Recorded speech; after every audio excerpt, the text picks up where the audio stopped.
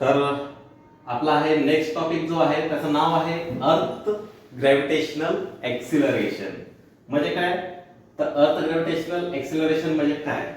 तर आपल्याला माहिती आहे की एक्सिलरेशन म्हणजे काय? तर चेंज इन व्हेलॉसिटी, त्याला आपण काय म्हणतो? आपण एक्सिलरेशन म्हणतो. Rate of change of velocity with respect to time. आता अर्थ ग्रॅव्हिटेशनल एक्सिलरेशन, आता हा टर्म काय सांगतो की ग्रॅव्हिटेशनलच्या इन्फ्लुएन्स मध्ये, under the influence of gravitation, जी आपली पृथ्वी आहे, गोल आहे, त्याच्याकडे काय ग्रॅव्हिटेशनल फोर्स आहे, पृथ्वीची स्वतःची ग्रॅव्हिटेशनल फोर्स आहे.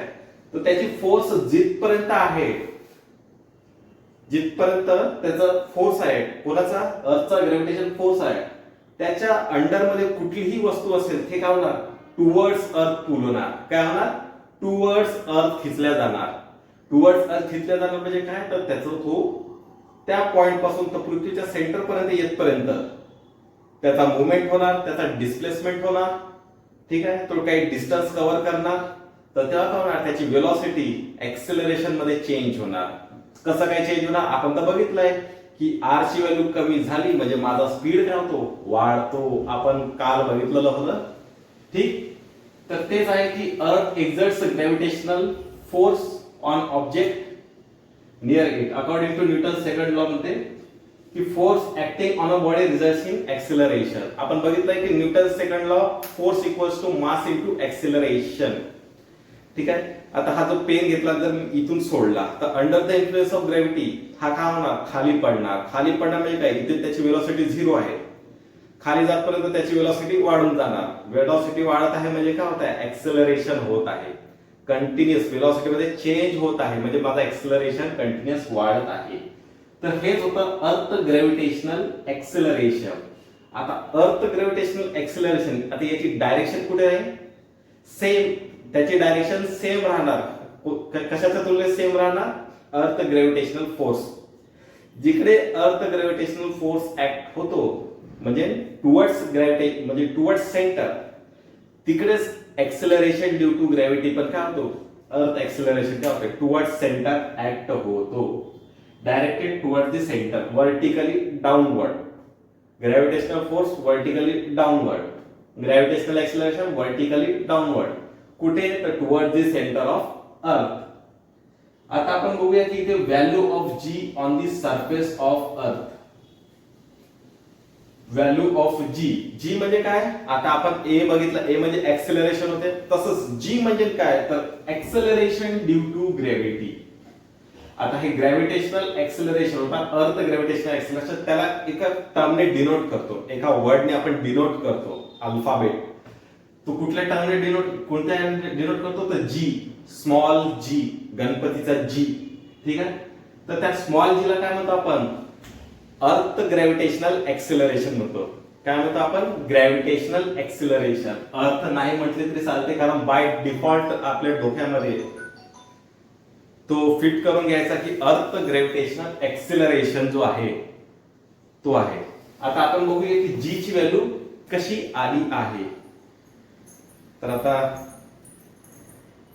जी ची व्हॅल्यू आपण, अरे यार लॉक झाली स्क्रीन, पलट जा रे भाऊ. हवा पाणी भरपूर आहे आमच्याकडे, पावसाळ्याचे दिवस लागलेले आहेत. तर आता आपण बघूया की व्हॅल्यू ऑफ जी. जी म्हणजे एक्सेलरेशन, ग्रॅव्हिटेशनल एक्सेलरेशन. आता हे जी ची व्हॅल्यू 9.8 आहे. आपण बऱ्याच ठिकाणी वाचलेलं आहे की 9.8 आहे. आता नेमकी ही व्हॅल्यू आली कशी, काढली कशी? तर आपण बघूया की फोर्स आपण बघितलं की gravitational force F equals to G m1 m2 upon r square. इथे m1 म्हणजे काय होतं? की मास ऑफ अर्थ होता, आणि छोटा m म्हणजे काय होता? Mass of object. मग तो ऑब्जेक्ट आपण असो, पेन असो, कुठलाही असो, एक्सेट्रा, अमका डमका फलाना. आणि r म्हणजे काय? तर distance from centre of earth to the surface of earth. ठीक आहे, पृथ्वीच्या कोर पासचा डिस्टन्स. आपण बघितलंय की रेडियस किती होती? 6400 किलोमीटर. हे लक्षात ठेवा. आणि पृथ्वीचं वजन 6.4 × 10⁻24 kg. ह्याची गोष्टी आपल्याला लक्षात पाहिजे या चॅप्टर साठी. तर आपण बघितलं की F equal to G M capital M small M upon R square. आणि न्यूटन सेकंड लॉ काय सांगतो की force equals to mass into acceleration. आता इथे आपण एक्सेलरेशन का घेतला, छोटा जी घेतला का, आपल्याला अर्थ ग्रॅव्हिटेशन एक्सेलरेशनची किंमत काढायची, छोटा जी. आता F equal to mg, F equal to g. आता हे दोन इक्वेशन आपण एका समोर प्लेस केले म्हणजे काय, तर mg equals to gmm upon r square. काय, तर mg equals to gmm upon r square इथे दिलेला आहे बघा. ही जी व्हॅल्यू आहे इथे ठेवली किंवा हे व्हॅल्यू तुम्ही इथे ठेवा, सोप्यात सोपी. आणि मग हा m आणि हा m कॅन्सल होणार. कसं काय कॅन्सल होणार, तर ऑब्जेक्ट तर मी आहे, ऑब्जेक्ट तर पेन आहे. विथ रिस्पेक्ट टू मी पेन काढलं, विथ रिस्पेक्ट टू मी स्वतः काढलं, विथ रिस्पेक्ट टू बस काढला, कार काढला, बर्ड काढला, तर मास काय आहे त्याचा सेम आहे. m कॅन्सल केला. ठीक, तर उरतो काय माझ्याकडे g equals to capital GM upon r square. आता g ची व्हॅल्यू काय आहे, फिक्स आहे.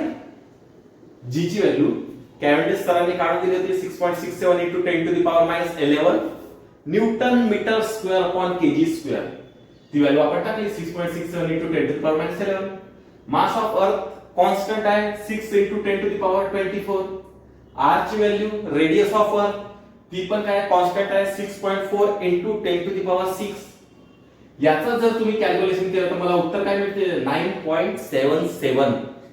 एक्सेलरेशन असल्यामुळे metre per square second unit. तर acceleration due to gravity, acceleration due to gravity small g किती आहे 9.77 मीटर पर स्क्वेअर सेकंद. ही व्हॅल्यू जी आहे ही फिक्स आहे, फिक्स आहे, फिक्स. हे व्हॅरी होत नाही कारण माझा कॅपिटल G फिक्स आहे, m mass of earth fix आहे आणि रेडियस ऑफ अर्थ सुद्धा काय आहे फिक्स आहे. त्याच्यामुळे माझी ही जी व्हॅल्यू आहे ते काय राहणार, फिक्स राहणार. आता बघूया, पुढे बघूया. आता variation in value of g. ठीक, आता या फॉर्म्युलावरून आपल्याला लक्षात आलं की माझी जी g ची व्हॅल्यू आहे ते कशावरती डिपेंड करत आहे, तीन फॅक्टर वरती. एक universal gravitation constant, universal gravitational constant capital G. दुसरा मास ऑफ अर्थ आणि तिसरा रेडियस ऑफ अर्थ. या तीन गोष्टींवरती माझा काय आहे acceleration due to gravity depend करतो. आणि या तिन्ही गोष्टी माझ्या फिक्स असल्यामुळे माझी जी व्हॅल्यू आहे ती फिक्स असते. पण आता याच्यामध्ये काही व्हेरिएशन आहे. कशा प्रकारचे व्हेरिएशन आहे ते आपण पुढे बघूया. तर आहे आता आपण व्हेरिएशन इन व्हॅल्यू ऑफ जी. तर तीन प्रकारे याच्यामध्ये व्हेरिएशन होतात ते आपण बघू. Change along the surface of अर्थ, change along the surface of अर्थ. आपण बघितलंय की माझी पृथ्वी जी आहे ते अंडाकार आकाराची आहे. गोल आहे का नाही, अंडाकार आकाराची आहे. पृथ्वी जी आहे ते गोल गोल गोल गोल फिरते. ठीक, आपण जर लस्सी बनवतो तर आपण बघितलं की असं असं फेटतो, त्याला असं फेटतो तर काय होते, ती मलाई जी अशी बाहेर पडल्या जाते. तशीच पृथ्वी जेव्हा गोल गोल फिरते तेव्हा त्याचा जो काही मास आहे तो बाहेर पडण्याच्या दिशेने वाटतो, तो बाहेर पडायला बघतो. त्याच्यामुळे त्या साईडने काय झाली, आपली पृथ्वी जी आहे फुगीर झाली, फुगीर. ठीक आहे, असा टोलू झाले, टोलू. त्याचा पोट जे आहे फुगीर झाला. आणि एक साईडने फुगीर झाला तर दुसऱ्या भागात काय होणार, चपटा होणार. आपण जसं टाईटच्या वेळेस बघितलं होतं, कुठे गेलं बघा, ही आपली पृथ्वी जी आहे अशी फुगीर झालेली आहे. फुगीर म्हणजे हे जे आहे इक्वेटरवर फुगीर झालेली आहे आणि पोलवर जे आहे चपटी झालेली आहे आपली पृथ्वी. तर सेंटर पासून जर मी हा रेडियस घेतला, इकडे माझं अंतर वाढणार. आणि सेंटर पासून जर मी पोलकडे घेतला तर तिकडे माझा रेडियस काय होणार, कमी होणार. सेंटर पासून इक्वेटर पर्यंत माझा रेडियस वाढत आहे आणि सेंटर पासून तर पोल पर्यंत माझा रेडियस कमी होत आहे. ठीक आहे, रेडियस कमी होत आहे म्हणजे काय, माझी ग्रॅव्हिटेशनल फोर्स वाढणार. कारण काय होता, आर स्क्वेअर 1/r² होता बघा फॉर्म्युला मध्ये. ग्रॅव्हिटेशनल फोर्स मध्ये काय होता की 1/r², g directly proportional to 1/r² मध्ये किंवा इनव्हर्सली प्रोपोर्शनल टू r² म्हणजे 1/r². म्हणजे r ची व्हॅल्यू जर वाढली, तर ग्रॅव्हिटेशनल फोर्स कमी, acceleration due to gravity g ची व्हॅल्यू कमी होणार. केव्हा कमी होणार, जेव्हा माझा r वाढला. r कुठे वाढत आहे, माझा इक्वेटर वरती. कारण इक्वेटर वरती पृथ्वी काय आहे, फुगून आहे. आणि पोल वरती माझी पृथ्वी काय आहे, चपटी आहे. म्हणून त्या भागावरती काय येणार, माझा जो acceleration due to gravity, value of G highest at pole, कारण की रेडियस कमी आहे, आणि at lowest at equator value of G ची व्हॅल्यू काय आहे, इक्वेटर वरती कमी आहे, कारण की तिथे आर ची व्हॅल्यू जास्त आहे. ठीक, तर हे होतं change along the surface of अर्थ. त्याच्यानंतर काय आहे, चेंज विथ हाईट, उंचीनुसार काही बदल होतो का, कशामध्ये, जी च्या व्हॅल्यू मध्ये. तर बघा, जी च्या व्हॅल्यू मध्ये उंचीनुसार बदल होतो, पण आता तुम्ही जर म्हणाल की 6400 किलोमीटर पृथ्वीची हाईट आहे, त्याच्यामध्ये जर मी 10 किलोमीटर टाकले, ठीक आहे, 1,00,000 रुपयामध्ये 10 रुपये टाकला काय आणि काढला काय, काही फरक पडतो का, नाही पडत. तसं 6400 किलोमीटर मध्ये जर तुम्ही 10 टाकलं, तर त्याचं जर तुम्ही कॅल्क्युलेशन कराल तर मायन्यूट एकदम निग्लेजिबल चेंज येणार. म्हणून आपण हे 10-20 किलोमीटरचे जे आहे ते आपण असं मोजत नाही. ठीक, तर जशी जशी हाईट वाढत जाते तसा तसा रेडियस वाढत जाते. ठीक, पृथ्वीच्या सरफेस पासून जसं जसं वर जाऊ तशी तशी आपली आर ची व्हॅल्यू वाढत जाणार. आर ची व्हॅल्यू जर वाढली, आर ची व्हॅल्यू वाढली म्हणजे काय, जी ची व्हॅल्यू कमी झाली. ठीक, तर आता बघा, जे सॅटेलाइट असते, जे मून असते, हे आपल्यापेक्षा भरपूर दूर आहे, आपल्यापेक्षा भरपूर दूर आहे. त्याच्यामुळे काय आहे, त्या डिस्टन्स वरती जर कुठली वस्तू असेल तर त्याच्यावरती ग्रॅव्हिटेशनल इन्फ्लुएन्स काय होणार, एक्सेलरेशन ड्यू टू ग्रॅव्हिटी काय होणार, कमी असणार. ठीक आहे, आता बघा हाईट नुसार जी आहे इथे दिलेली आहे. जसं सरफेस ऑफ अर्थ हाईट 0 म्हणजे 6400 किलोमीटर, त्याच्यावरती किती आहे, 9.8. माउंट एव्हरेस्ट 8.8 किलोमीटर, म्हणजे 6400 मध्ये 8 टाकला तर 6408 किलोमीटर, निग्लेजिबल चेंज आहे. 36 किलोमीटर वरती बघितलं तर 9.77, 36 किलोमीटर वरती. ठीक आहे, आता ते जर 400 किलोमीटर वरती गेलं तर माझी जी ची व्हॅल्यू बघा कमी होत आहे. जसा माझा आर वाढतो जी ची व्हॅल्यू कमी होते. 35,700 हा जवळपास 36,000 किलोमीटर वरती असतो आपला कम्युनिकेशन सॅटेलाइट. कम्युनिकेशन सॅटेलाइट किंवा ब्रॉडकास्टिंग सॅटेलाइट जे असतात ते 36,000 किलोमीटर वरती असतात. ठीक आहे, याचा जो पिरियड ऑफ रोटेशन असते तो 24 आवर्स 24 तासाचा असतो, म्हणून त्याला या डिस्टन्स वरती ठेवावा लागतो. बघा, माझा आर वाढला, जी ची व्हॅल्यू कमी झाली. याचाच अर्थ काय, चेंज विथ हाईट म्हणजे काय समजते की जशी जशी माझी आर ची व्हॅल्यू वाढते, जी ची व्हॅल्यू कमी कमी होत जाते. त्याच्यानंतर आहे change with depth. Change with depth, आता पृथ्वीच्या वरती गेलो आपण, आता पृथ्वीच्या खाली जाऊ.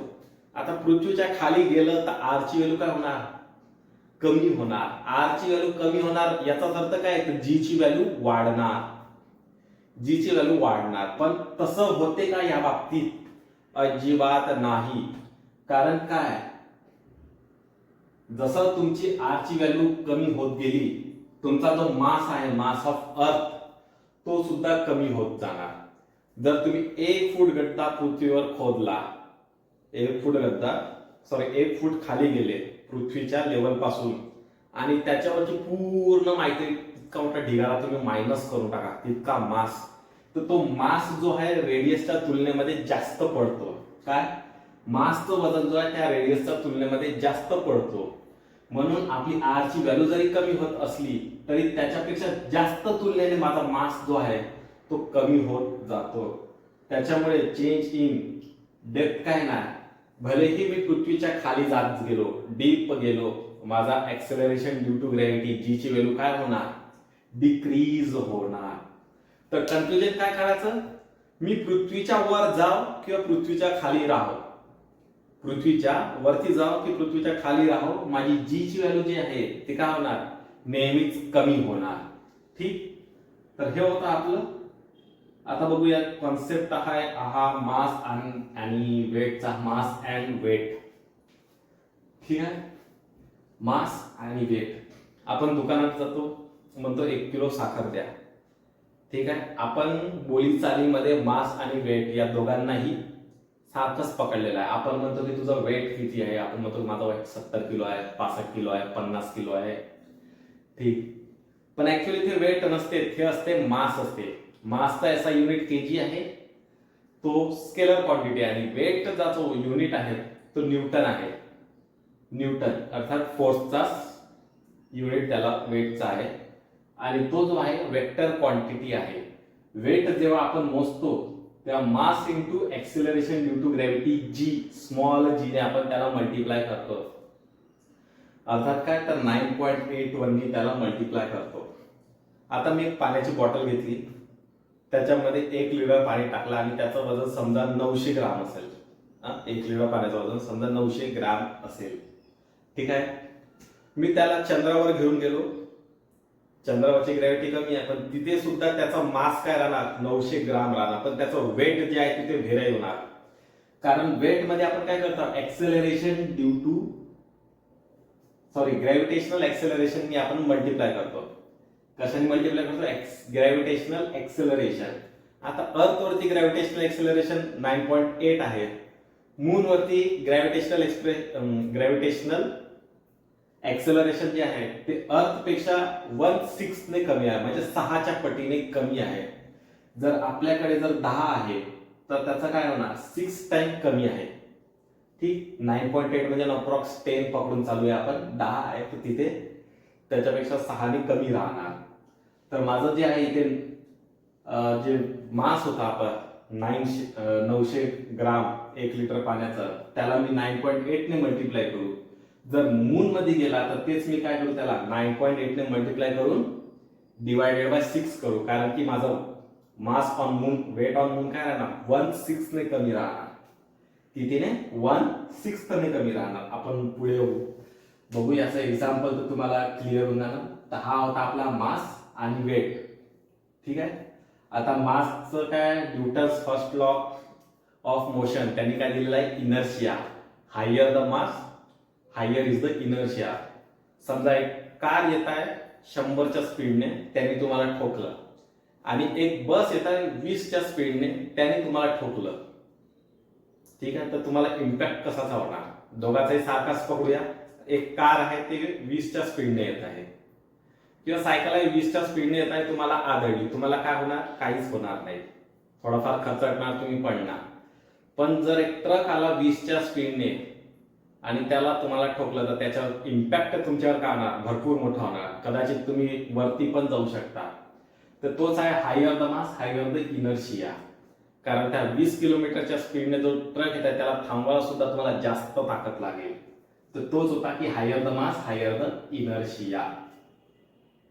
आता हा जो एक्झाम्पल आहे हा जर तुम्ही बघितला तर राजीव इथे एक मुलगा आहे, त्याचं वेट, त्याचं मास जे आहे 75 kg आहे, त्याचं वेट जर बघितलं तर मल्टिप्लाइड बाय 9.8 मल्टिप्लाय केलं तर 735 न्यूटन त्याचं वेट येते. तसंच 1 kg मास असेल तर त्याला न्यूटन मध्ये जर कन्वर्ट करायचं आहे तर 9.8 ने मल्टिप्लाय करू, म्हणजे 1 kg म्हणजे 9.8 न्यूटन आलं, काय तर त्याचं वेट आलं. ठीक. तर आता हे एक एक्झाम्पल आहे, हा बोर्ड वरती घेऊ आपण. तर बघा इथे दिलेलं आहे की weight on moon is nearly 1/6 of the weight on the earth. We can write the weight on moon as, ठीक आहे, हे सोडून द्या की weight on the moon is nearly 1/6. आपण बघितलं असतं acceleration due to gravity of earth आणि ऑफ मून. अर्थची समजा 9.8 आहे, तर मूनची त्याच्यापेक्षा 1/6 ने कमी असणार, डिवायडेड बाय 6 करायचं आहे. आता हा एक्झाम्पल वरून कसं काय समजून येते मी सांगतो तुम्हाला. बघा एक माणूस आहे, त्याचं वजन किती आहे, 750 न्यूटन वेट आहे. तर त्याचं काय आहे, how much would be his weight on the moon, चंद्रावर त्याचं वजन किती, याचा डिवायडेड बाय 6 केलं तर तुमचं उत्तर येते 125, आणि तेच याचं उत्तर आलेलं आहे 126.8. तुमचं मास जे आहे ते कॉन्स्टंट राहणार, पण तुमचं वेट आहे मूनवरती 126 राहणार आणि पृथ्वीवरती 750 न्यूटन राहणार. हा एक्झाम्पल आपण आता स्क्रीनवर ब्लॅकबोर्ड वरती घेऊ.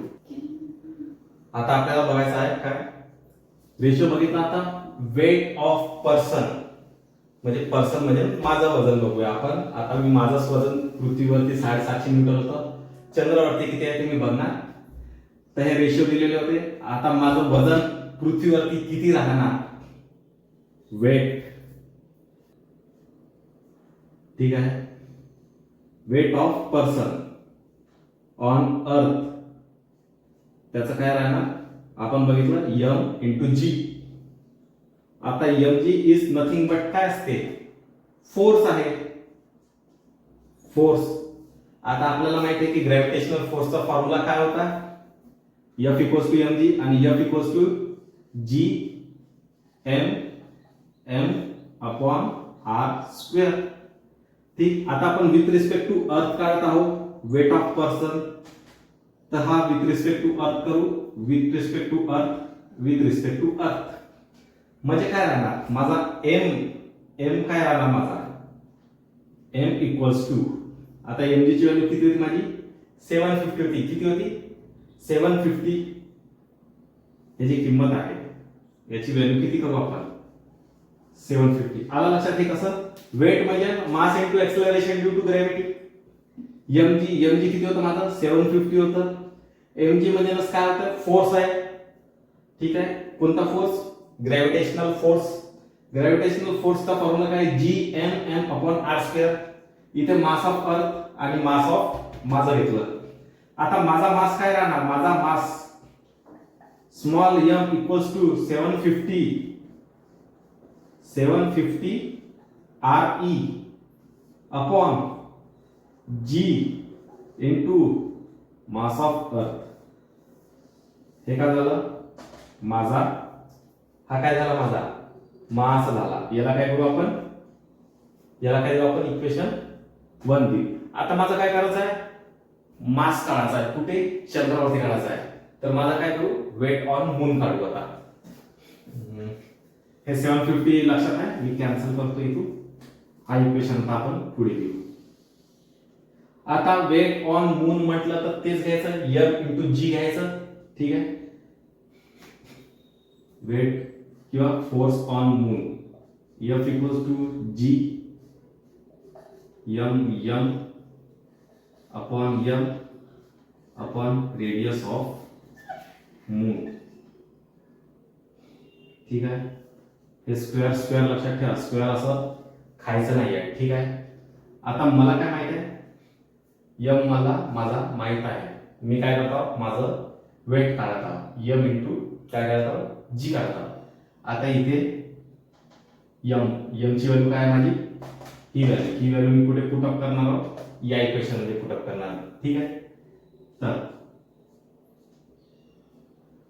आता फोर्स आणि वेटचा न्यूटन काय आहे, सॉरी, फोर्स आणि वेटचा युनिट काय सारखाच आहे, force is nothing but weight, ठीक आहे, याचं युनिट काय न्यूटन, सारखाच आहे.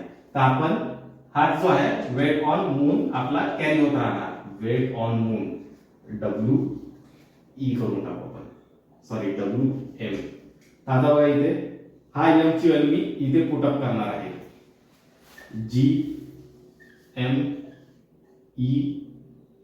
Bye RE square into m ची व्हॅल्यू इथे 750 गुणिला RE स्क्वेअर अपॉन GME.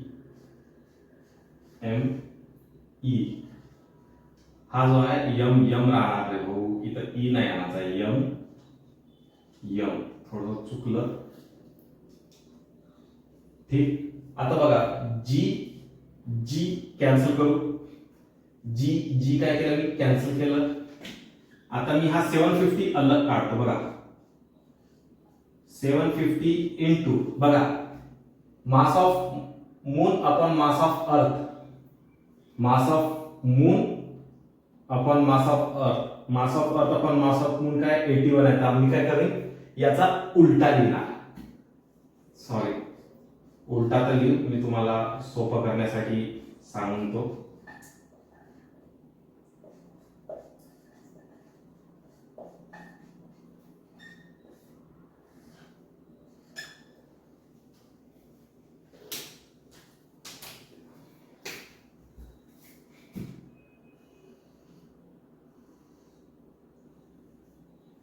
आता बघा ME by MM, ME by MM किती 81 आहे ME बाय MM. पण हे काय उलट आहे, तर मी याला काय लिहिणार, उलट लिहिणार, 750 इंटू 1 बाय 81 लिहिणार. ठीक.